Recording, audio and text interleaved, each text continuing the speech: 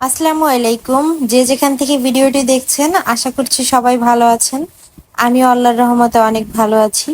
তো আজকের ভিডিওটি শুরু করছি দুপুর থেকে। অ্যাজ ইউজুয়াল দুপুরের রান্নাবাড়া নিয়েই। এই তো আমি আজকে দুপুরবেলা রান্না করব মুরগির মাংস দিয়ে আর বুটের ডাল দিয়ে রান্না করব। তো আমি ফার্স্টে হচ্ছে গিয়ে কিছু পেঁয়াজ এবং গরম মশলাগুলাকে ফার্স্টে আমি কিছুক্ষণ ভেজে নিচ্ছিলাম, যাতে পেঁয়াজটা খুব সুন্দর মতো একটা সোনালী কালার চলে আসে এবং গরম মশলাগুলোও একটু ভালো করে ভাজা হয়ে যায়। তারপর আমি এখানে ইউজ করেছি জিরা বাটা, আদা বাটা, রসুন বাটা এবং লাল মরিচ পেস্ট। আমি অলওয়েজ দেখেছেন যে লাল মরিচটা এভাবে পেস্ট করেই রান্না করে থাকি। এটাতে রান্নার কালারটা যেরকম সুন্দর আসে, ঠিক সেরকম টেস্টও কিন্তু অনেক ভালো আসে। আপনারা যারা শুকনো মরিচের গুঁড়া ইউজ করেন তারা এভাবে লাল মরিচ বাটাটা ইউজ করতে পারেন। তো আমি এভাবে মশলাগুলোকে সুন্দর মতো কষিয়ে নিয়েছিলাম।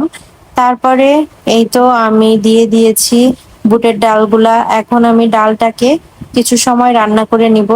যেহেতু মুরগির মাংস দিয়ে রান্না করব, তো মুরগির মাংসটা তো আসলে নরম থাকে, অল্প কিছু সময় রান্না করলেই মুরগির মাংসটা সিদ্ধ হয়ে যায়। কিন্তু দেখা যাচ্ছে যে বুটের ডালটা একটু সিদ্ধ হতে বা রান্না হতে বেশ কিছুটা সময়ের প্রয়োজন হয়। এজন্য আমি আগে বুটের ডালটাকে সিদ্ধ করে রান্না করে নিচ্ছি। এট অলমোস্ট 50% যখন আমার বুটের ডালটা রান্না হয়ে যাবে, তখন আমি এখানে একটা মুরগি দিয়ে দিয়েছি কেটে ধুয়ে পরিষ্কার করে। এখন আমি ডালের সঙ্গে মশলার সঙ্গে মুরগিটাকে ভালো করে কষিয়ে নিব। মুরগি যত ভালো করে আপনারা কষাবেন তত কিন্তু খাওয়ার টেস্ট এবং স্বাদ অনেক ভালো আসবে। তো এভাবে আপনারা চেষ্টা করবেন বুটের ডালের সঙ্গে মুরগিটাকে 8 থেকে 10 মিনিটের মতো লো ফ্লেমে কষিয়ে নিতে।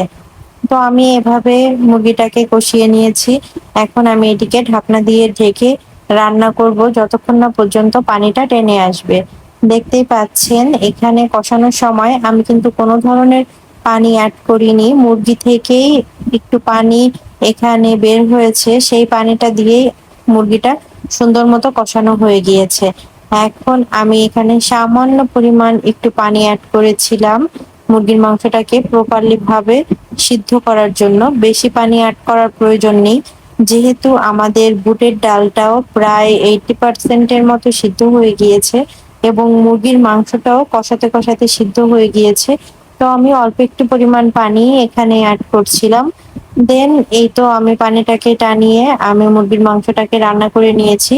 যারা মুরগির মাংস এমনি খেতে পছন্দ করেন না, তারা অন্তত একবার হলেও এভাবে রান্না করে দেখতে পারেন। এটি খেতে বেশ মজার হয়। তো আজকের ভিডিওটি যাদের ভালো লাগবে অবশ্যই শেয়ার করে রেখে দিবেন।